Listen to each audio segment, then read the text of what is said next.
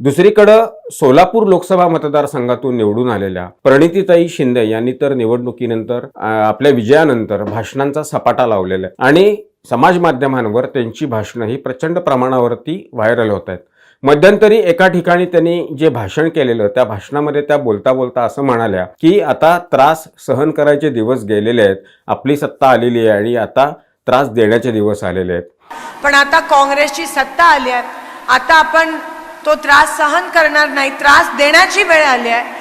अशा प्रकारच्या विधानांमधून ते कार्यकर्त्यांना काय संदेश देतात, म्हणजे कार्यकर्त्यांनी कोणत्या मार्गावरून आपलं राजकारण करावं असं त्यांना वाटतं, हे सुद्धा त्यांनी स्पष्टपणानं तिथं सांगण्याची गरज होती.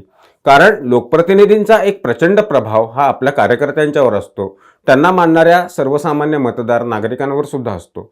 परंतु लोकप्रतिनिधी असं बोलायला लागले तर कार्यकर्ते सुद्धा त्याच दिशेनं तशी वाटचाल करतील यामध्ये शंका नाही.